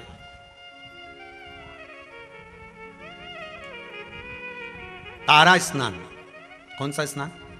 कार्तिक की, अगर आपके पास में कार्तिक महत्तम की किताब होगी उसमें भी लिखा होगा, स्कंद पुराण पढ़ोगे या विष्णु पुराण पढ़ोगे उसमें भी लिखा होगा तारा स्नान का महत्व। कौन से स्नान का? तारा स्नान का। तारा स्नान का महत्व में वर्णन लिखा है ब्रह्म मुहूर्त में। आप आधी रात को अगर जा रहे हो तो उसमें वरुण देवता के सामने भगवान कृष्ण हाथ जोड़कर खड़े, गलती को स्वीकार करा कि मेरे पिता से गलती हुई है, स्नान करना था ब्रह्म मुहूर्त में, कर लिया रात्रि के तीसरे पहर में, गलती हो गई, मान लो गलती कि हाँ ये साहब क्या करें साहब, गलती। अब वरुण जी गलती तो हो गई, पर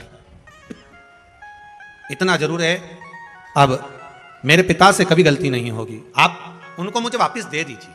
वरुण जी ने नंद बाबा को वापस दे दिया। गलती हो गई। हर चीज का एक समय होता है, उस समय की अनुकूलता में आप अगर भगवान की भक्ति को धारण करते हो, समय की अनुकूलता में भगवत स्मरण को धारण करते हो तो आपको उसका फल जरूर मिलेगा। ब्रह्म मुहूर्त का स्नान लिखा है तो ब्रह्म मुहूर्त में करिए।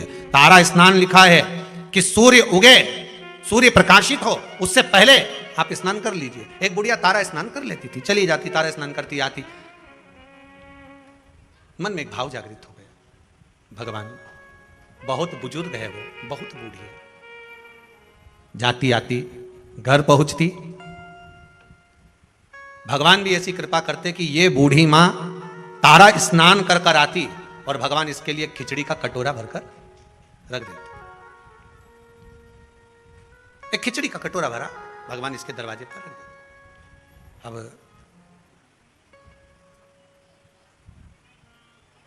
खिचड़ी के कटोरे को बूढ़ी मां के सम्मुख में रखा, माई कटोरा उठाया, भगवान को भोग लगाती, भगवान का दिया हुआ पात्र था उसी से पा लेती। एक दिन पड़ोसन ने विचार करा कि बड़ी विचित्र है ये बूढ़ी मां, ना जाने इसको कौन ब्रह्म मुहूर्त में खिचड़ी देकर चले जाता है और ये उसका पान कर लेती है, उसका सेवन कर लेती है। आज ये सुबह जब स्नान कर कर आएगी, पड़ोसन ने विचार करा उससे पहले मैं जाग जाऊंगी और जाग कर इसके खिचड़ी के कटोरे को उठाकर बाहर फेंकी आऊंगी।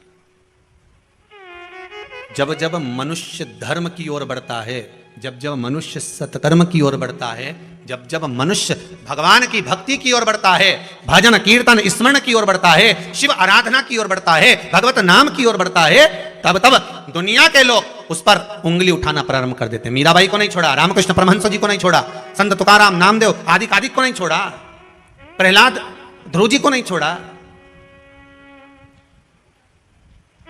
पर भक्ति अगर दृढ़ है, आपका विश्वास अगर दृढ़ है तो डूब नहीं सकते, ये पक्का है। एक बहुत अच्छा संवाद देखिए।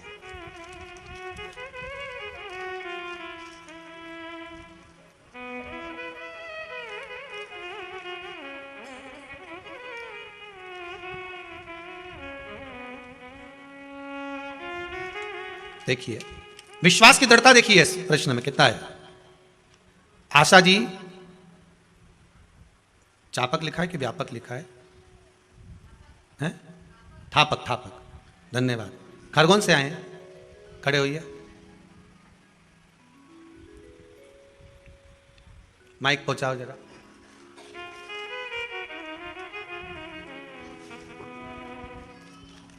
बड़ा सुंदर भाव आपने लिखा है।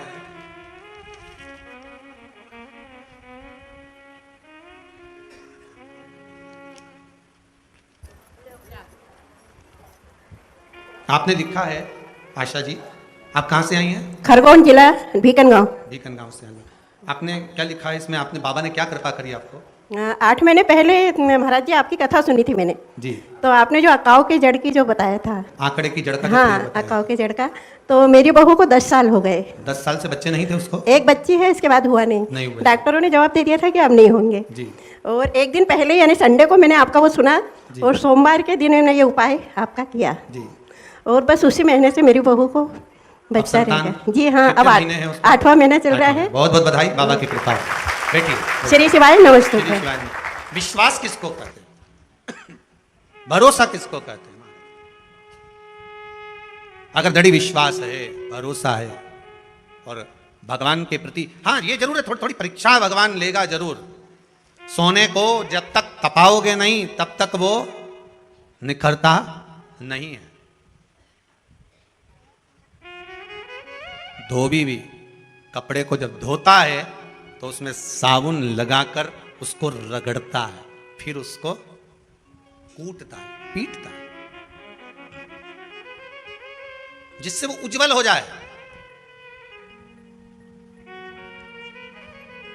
उसकी उज्जवलता उसको घसीटने पर, पीटने पर प्राप्त होती। मीराबाई की उज्जवलता कैसे प्राप्त हुई थी? मीराबाई के लिए जहर का प्याला भेज दिया, शेर भेज दिया, सांप का पिटारा भेज दिया, उसमें उसकी उज्जवलता होगी। फिर डरने वाली बात नहीं, फिर वो बात ध्यान रखना, कोई ताला भी लगाए चाहे कूची भी लगाए, अभी पाला नहीं पड़ा है, भोले बाबा से मेरी प्रीत ना टूटेगी, भोले बाबा से, शंभु बाबा से मेरी प्रीत ना टूटेगी, मेरी प्रीत ना टूटेगी, भोले। भगवान से प्रीत कैसे छूट जाए? अगर हाँ थोड़ा कष्ट आएगा जीवन में, थोड़ी तकलीफ आएगी, थोड़ा दुख आएगा, शंकर की आराधना करोगे, शिव की भक्ति करोगे, जैसे बूढ़ी माँ तारा स्नान कर रही है, खिचड़ी का कटोरा आ भी गया तो पड़ोसन ने क्या करा, ब्रह्म मुहूर्त में आना था और वो आई, आकर देखा खिचड़ी का कटोरा बड़ा सुंदर है, इसने खिचड़ी को उठाकर घर के पीछे फेंक दिया, घर के पीछे फेंक दिया। बूढ़ी आई, बूढ़ी माता ने आकर देखा कि मैं रोज तारा स्नान कर कर आती थी, रोज मुझे खिचड़ी मिलती थी, आज नहीं मिल रही।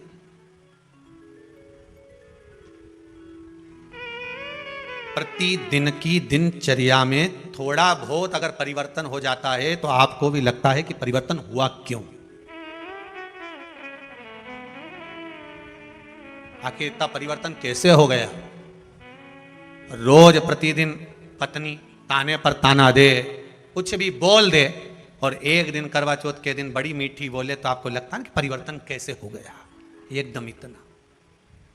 कहां तवा सीधा, कहां तवा उल्टा।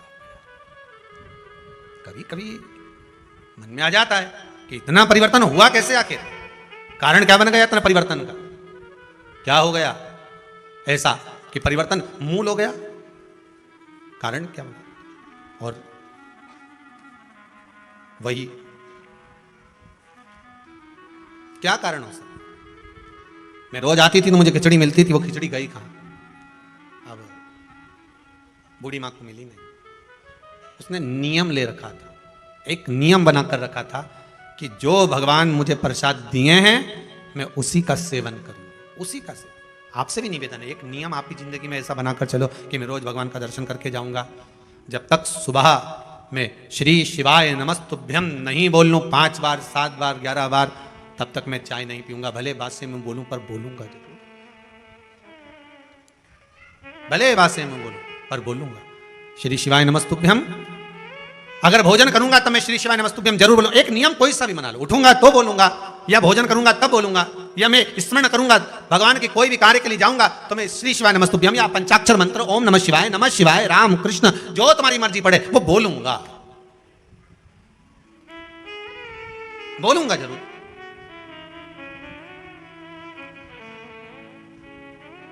अच्छा, कई लोगों को ये भी रहता है कि हम ये मंत्र क्यों बोलें, हम ये मंत्र क्यों बोलें, हम इसको क्यों जपें? तो तुलसीदास जी ने तो अपनी रामचरितमानस में लिखा है ना, कलियुग केवल नाम आधारा, तुम्हारा मन पड़े उसको जप लो, मत बोलो श्री शिवाय नमस्तुभ्यम, मत बोलो नमः शिवाय, मत बोलो पंचाक्षर मंत्र। राम तो कह सकते हो, राम नहीं बोलो तो कृष्ण बोल लो, कृष्ण नहीं बोलो तो भवानी का नाम बोल लो, तुम्हारी मर्जी पड़े वो बोलो, पर बोलो जरूर, जो मन पड़े वो। एक बड़ा सुंदर भाव पहले सुनने को मिलता था, आजकल तो कम मिलता है, कि जग में सुंदर हैं 2 नाम।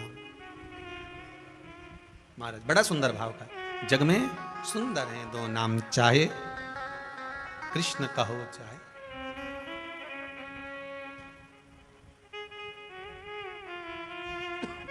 बड़ा भाव सुंदर। बोलो राम राम राम, बोलो श्याम।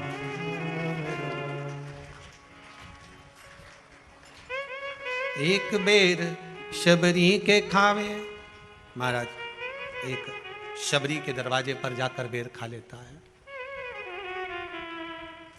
और एक कहीं कुब्जा के पास, कहीं मीरा के पास, कहीं कर्मा के पास पहुंच जाता है। भाव की शुद्धता हो। आपकी मर्जी पड़े जिसे भज लो, पर भज लो। तुम्हारी मर्जी पड़े उसका स्मरण कर लो, पर करो। एक नियम बना लो। श्री शिवाय नमस्तुभ्यम। अच्छे से बोलो एक बार प्रेम से, श्री, अरे साथ में बोलो, श्री शिवाय नमस्तुभ्यम। एक बार फिर से बोलिए, श्री शिवाय नमस्तुभ्यम। तुम्हारा मन पड़े वो भज लो, पर भजो। वो कहते हैं ना, पानी वही पीते हैं जिनको प्यास लगती है, शिव का नाम वही लेते हैं जिनको विश्वास लगती है। विश्वास होगा तो शिव सम्मुख में प्रकट हो जाएगा सामने। कितने कितने पत्र आप लोग भेजो, सब विश्वास के ही पत्र हैं सारे। अगर पढ़ें सारे विश्वास के पत्र मिलेंगे। एक एक पत्र में आपका विश्वास जुड़ा हुआ है, एक एक पत्र में केवल विश्वास, केवल आपका भरोसा और उसके सिवाय कुछ। उसके सिवाय कुछ, केवल विश्वास जुड़ा हुआ है। महाराज मैं आती थी, मुझे खिचड़ी मिलती थी, पर अब खिचड़ी नहीं मिल रही है। अब वो खिचड़ी ना जाने कहाँ चली गई, किसने फेंक दी उसको, कहाँ गई वो। अब खिचड़ी का पात्र ढूंढ रही है पर मिल नहीं रहा। ढूंढा गया, मिला नहीं। जब मिला नहीं, आज भूखी रह गई। उसने नियम बनाया था, जो भगवान मुझे भोग देगा वही मैं पाऊंगा। कार्तिक महीने का एक नियम बना लो आप भी, कोई सा भी एक नियम। शाम के समय पर दिया लगाऊंगी मैं, बेलपत्री के पेड़ के नीचे, पीपल के वृक्ष के नीचे या आंवले के वृक्ष के नीचे। वहां लगाने नहीं जा सकती तो अपने दरवाजे के बाहर लगाऊंगी, तुलसी के क्यारे में लगाऊंगी। ये भी नहीं कर सकती, परिंदे पर दिया लगाऊंगी, जहां पानी का मटका हो, हंडा हो, वहां लगा दूं। ये भी नहीं कर सकती तो पूरे कार्तिक के महीने में दरवाजे पर मैं पानी छीटूंगी। इतना तो बना सकते हो कि अपने घर के दरवाजे पर मैं पानी छीट दूंगी, द्वार पर जल का छींटा कर दूंगी। यह भी नियम ना बने तो मैं प्रतिदिन ठाकुर जी को एक तुलसी का दल समर्पित कर दूंगी। तुलसी का दल। किसी भी महीने के अंतर्गत प्रसंग में आपने नहीं सुना होगा कि भगवान विष्णु और भगवान शंकर का मिलन हुआ, पर कार्तिक महीने की बैकुंठ चतुर्दशी का दिन एक ऐसा होता है जिस दिन शंकर और शिव, शंकर भगवान और भगवान विष्णु का मिलन होता है। एक बात आपको पहले भी कही, सारी दुनिया की दिवाली देखना और उज्जैन महाकाल के उस पावन नगरी में हरिहर मिलन देखना। कहां पर? जम के बोलिए जरा। उज्जैन महाकाल की नगरी में हरिहर मिलन देखना।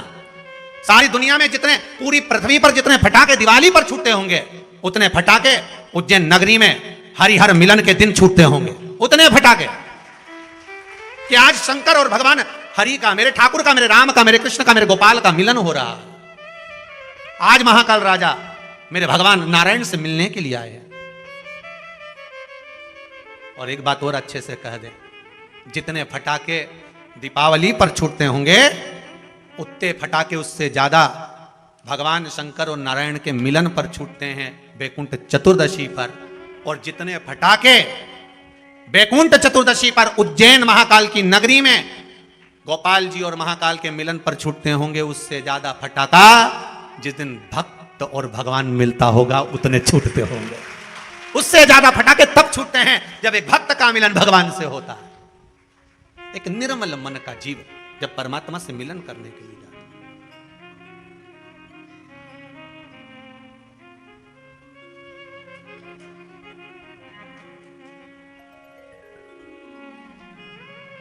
उतना महाराज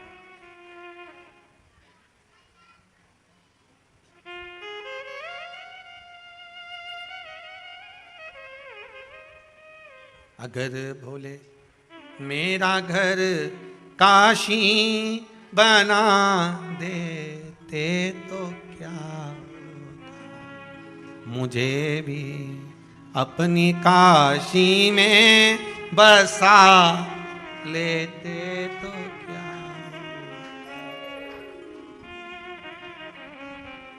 हे शंभु,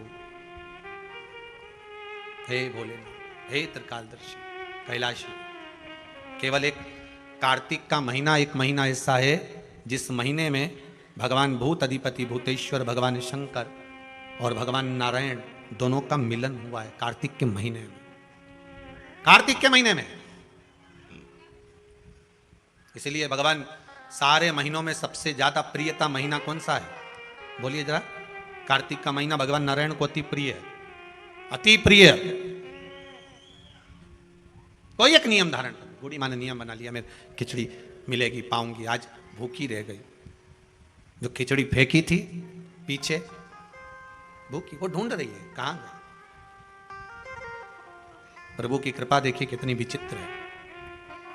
कार्तिक महीने में किया गया दान, कार्तिक महीने में किया गया पुण्य, कार्तिक महीने में किया गया सत्कर्म, कार्तिक महीने में, इसलिए कार्तिक के महीने में गोपाष्टमी आती है, इसलिए कार्तिक के महीने में अन्नकूट महोत्सव होता है, इसलिए कार्तिक महीने में दीपदान का महत्व होता है। कार्तिक के महीने में दान पुण्य की मात्रा बढ़ जाती है, दान की मात्रा बढ़ जाती है, पुण्य की मात्रा बढ़ जाती है, सत्कर्म की मात्रा बढ़ जाती है, भजन की मात्रा बढ़ जाती है। और दोनों यजमानों को बहुत बहुत धन्यवाद कि आप कार्तिक के महीने में कार्तिक महत्तम शिव महापुराण की कथा जनमानस को श्रवण करा रहे हैं। पूरा विश्व सुन रहा है इस पावन कथा को 2 बजे से 5 बजे तक। फेसबुक यूट्यूब पर सारे भगत लोग श्रवण कर रहे हैं इस पावन कथा को। बहुत बहुत साधुवाद।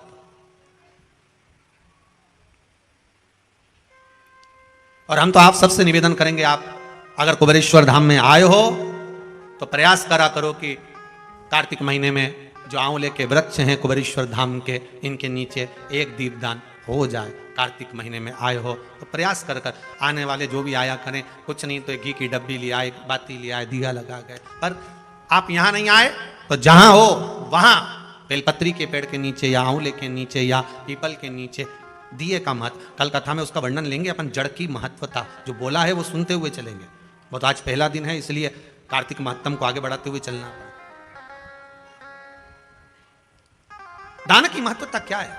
खिचड़ी को फेंक दिया बाहर, अब खिचड़ी को जो बाहर फेंका था उसमें से एक पौधा उत्पन्न हो गया। अब उस पौधे में 2 फूल लगे हैं। अभी आपको कथा में कहा था जो हमने डाला है, बोया है, वो मिलेगा जरूर, उसका फल जरूर मिलता है। जो आप भजन कर रहे हो, कथा सुन रहे हो, स्मरण कर रहे हो, मंत्र जाप कर रहे हो, नाम जाप कर रहे हो, उसका फल मिलेगा जरूर, उसका फल प्राप्त जरूर होगा। अब ये माता जी ने बोला खरगोन वाली ने कि हमने तो केवल कथा सुनी थी। एक माता जी बोली कि हम तो केवल आए थे नवरात्रि की पहले दिन, और क्यों ना मिले? अगर आपने दिल से श्रवण कराए, भाव से श्रवण कराए तो क्यों ना दे। तेरे दरबार की बाबा निराली शान देखी है, तुझे देते नहीं देखा पर झोली भरी देखी है। ये झोली अगर भरी है तो उसी ने ही तो भरी है।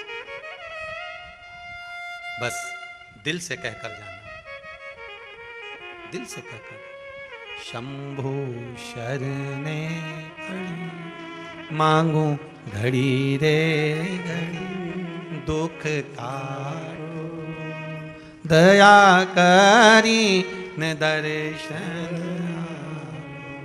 हे बाबा, दुख भारी है, समस्या बड़ी बहुत विकट है, पर मैं जानती हूं कि मेरा शंभु मेरे निकट है। बहुत कष्ट है इस जीवन में, बहुत कष्ट।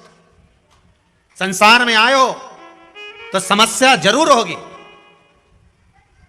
अगर पृथ्वी पर जन्म लिया है तो हर व्यक्ति के जीवन में समस्या रहेगी, पर पृथ्वी पर जन्म लिया है तो जैसे हर व्यक्ति के जीवन में समस्या है, उसी तरह हर समस्या का हल भी देव अधिदेव महादेव है। हर समस्या का हल शंकर शिव है, ओगरदानी, त्रिकालदर्शी, कैलाशी, अविनाशी। हर समस्या। महाराज 2 फूल लग गए, उस फूल को वहां का राजा निकलकर जा रहा था, बड़े सुंदर फूल दिखे उसको। 2 फूल कितने अच्छे लगे। अपने रथ को रुकवाया, जाओ दोनों फूल तोड़ कर लाओ, फूल तोड़ कर लाओ। राजा के घर में संतान नहीं थी, एक भी औलाद नहीं थी, कई वर्ष निकल गए थे। 2 फूल लाए, वो फूल राजा लेकर गए, अपनी रानी को दिया। शादी के 34 वर्ष हो गए थे पर संतान नहीं थी। कभी कभी आश्चर्य होता है, कहीं कहीं पहाड़ों पर जाकर देखा तो पत्थर में भी वृक्ष लग रहा है, पत्थर में भी फूल खिल रहा है, पत्थर में भी पौधा लगा है। अब सोचने वाली बात है कि पत्थर है, चारों तरफ कहीं मिट्टी नहीं दिख रही, तो इसमें पौधा कहां से आ गया? आपने भी तो देखा होगा, पत्थर में पौधा है, मतलब यह पक्का है कि इस पत्थर के अंदर कहीं ना कहीं कोई भाग अंकुरित हुआ है। उसी तरह आपके जीवन में भी पत्थर ही पत्थर लिखे होंगे, तो भी शिव रूपी बीज अगर दिल में आ गया तो पौधा जरूर लगेगा, यह पक्का है, पौधा लगेगा। आए हो ना आस लेकर, विश्वास लेकर पहुंचे हो ना कुबेरेश्वर धाम, और जो नहीं आए वो टीवी पर विश्वास लेकर कथा सुन रहे हैं, मोबाइल पर सुन रहे हैं, फेसबुक यूट्यूब पर सुन रहे हैं, विश्वास लेकर सुन रहे हो ना, तो ये पक्का है चारों तरफ पत्थर भले हो, जीवन में दुख भले भले हो, कितना भी दुख लिखा हो, पर अगर शंकर की कथा का एक बीज अपने भीतर अंकुरित हो गया है तो पौधा लगेगा, पत्थर पर भी छाए हो जाएगी, पत्थर पर भी छां होगी। विश्वास रखिएगा। अगर भोले बाबा का सहारा न होता तो दुनिया में कोई हमारा, अगर भोले बाबा का सहारा न होता तो दुनिया में कोई, दुनिया में कोई हमारा न होता, अगर भोले बाबा का सहारा न होता, दुनिया में कोई हमारा न होता, अगर भोले बाबा, सब गाइए, सहारा न होता। जब से मिली है दया हमको इनकी, जब से मिली है दया हमको इनकी, तब से बदल गई मेरी जिंदगी। जो जीवन बेकार था वो सवर गया। एक पत्र है, किसी ने लिखा है कि मैं कभी किसी महाराज की, अच्छे अच्छे कथाकार भले हो, संत क्यों ना हो, साधु क्यों ना हो, उसकी कथा नहीं सुनती थी। किसने लिखी है? बड़ा सुंदर बात लिखी है। किसने लिखा है?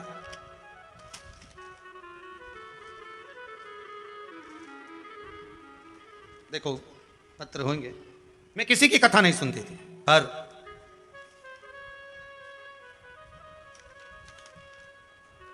एक छोटा सा पत्र था, वो नहीं लिखा है, किसने लिखा होगा?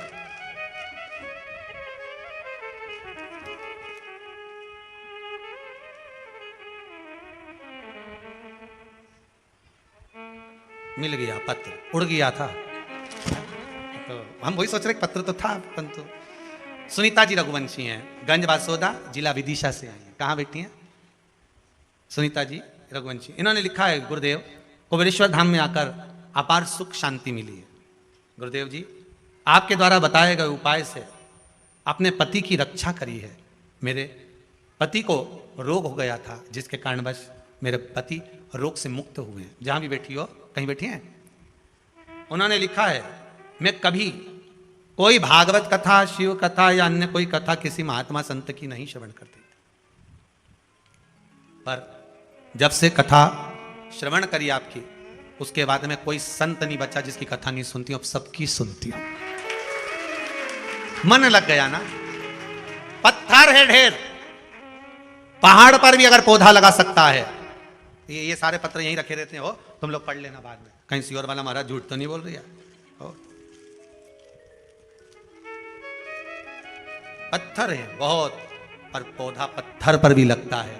अगर विश्वास पक्का है तो देवाधिदेव महादेव अपनी भी झोली भरता ही है, वो खाली नहीं छोड़ता। क्यों छोड़ता?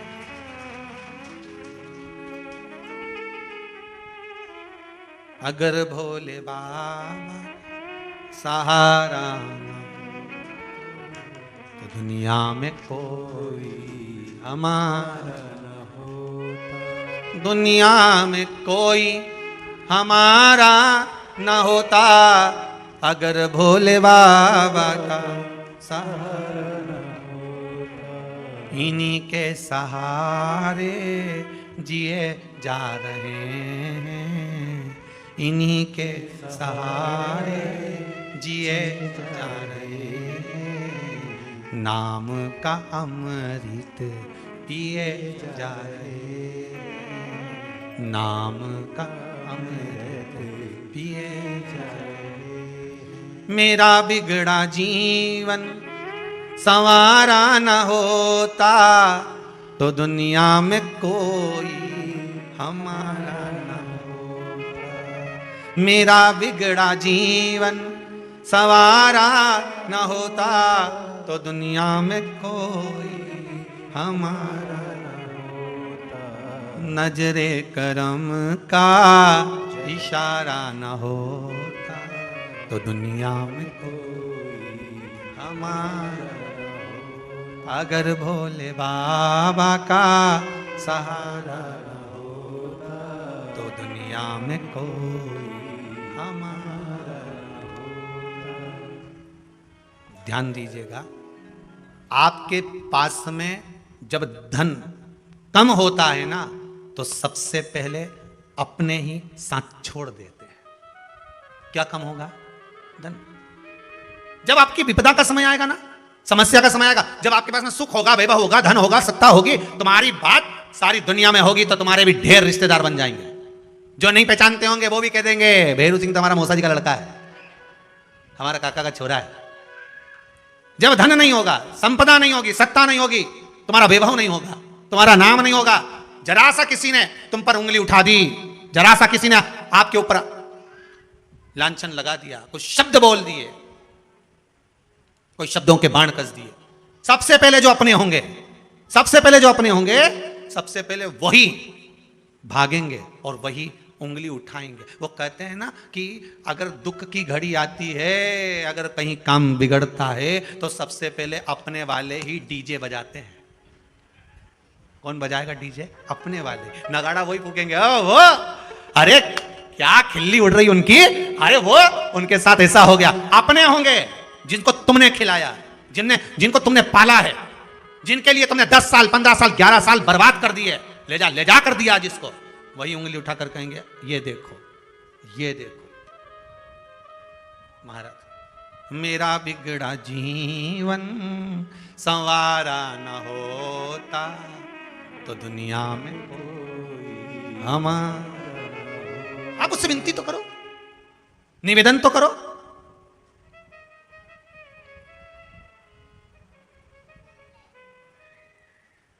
और आप अगर भाव रखकर आए हो, विश्वास रखकर आए हो, तो भगवान क्यों ना कृपा करेगा, क्यों ना कृपा करेगा।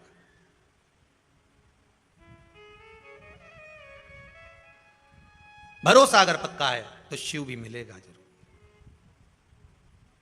भोला मिलेगा जरूर, भोला मिलेगा जरूर, मिलेगा।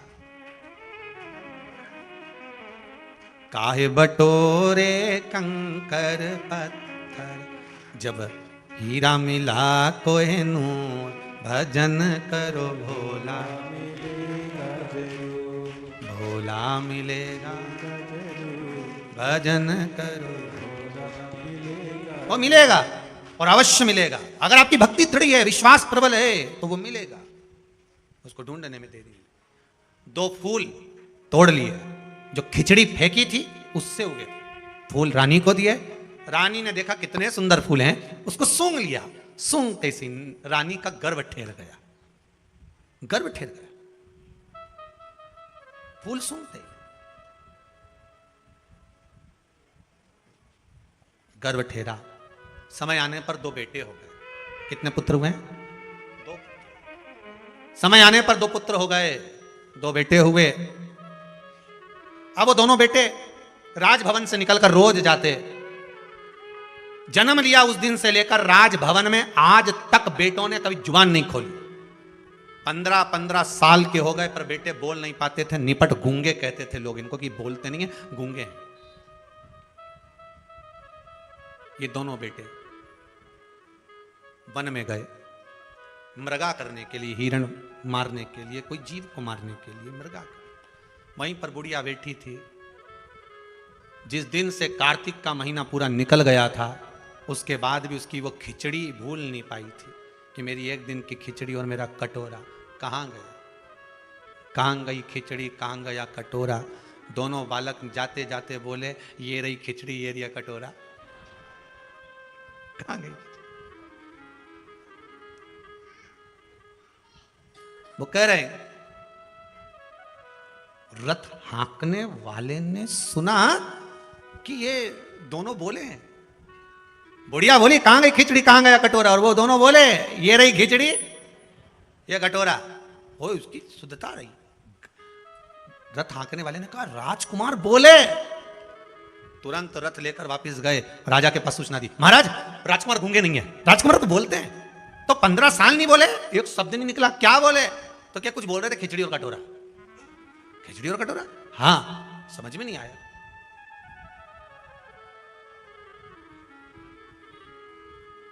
कितना भी सत्य को छुपाया पर सामने आ गया। सत्य छुपता है नहीं, लाख ताले लगा लो, कितना भी छुपा लो, पर सत्य तो प्रकट हो ही जाता है, सत्य प्रकटेगा। राजा ने कहा ऐसा हो ही नहीं सकता। फिर बेटों से बुलवाया, कुछ बोलो, नहीं, कुछ बोलो, नहीं, नहीं बोले, कुछ नहीं बोले। जब दूसरे दिन फिर निकले राजकुमार, आज राजा रथ के पीछे पीछे चला घोड़े पर, राजकुमार आगे आगे चले। बुढ़िया फिर मिल गई, कहां गई खिचड़ी, कहां गए कटोरा। दोनों राजकुमार फिर रथ को रुकवा कर बोले, ये रही खिचड़ी, ये रहा कटोरा। राजा ने सुन लिया,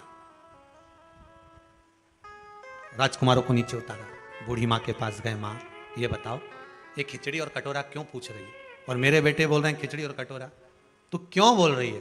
बूढ़ी माँ ने कहा, मैं जब कार्तिक का स्नान करती थी, तारा स्नान करती थी, तब मेरे भगवान ने वचन दिया था मुझको कि तू नियम बना, तेरे भरण पोषण की जवाबदारी मेरी है। मेरे लिए खिचड़ी रख कर जाते थे। एक दिन नवमी तिथि थी। कौन सी तिथि, नवमी, जिसको हमारे यहाँ आंवला नवमी कहते हैं। कार्तिक की लोग कहते हैं आंवला नवमी मतलब अक्षय नवमी। अक्षय नवमी मतलब इस दिन दान किया गया कभी छिन्नित नहीं होता, समाप्त नहीं होता। जैसे अक्षय तृतीया होती है, ऐसी आंवला नवमी का। वैसे तो कार्तिक महीने में जितना दान पुण्य स्मरण भजन किया जाता है वो कभी छिन्न नहीं होता, फिर भी नवमी तिथि थी। अब वो नवमी तिथि को महाराज मैंने नियम लिया था, भगवान मेरा भरण पोषण करेंगे, स्नान करूंगी मैं, तारा स्नान।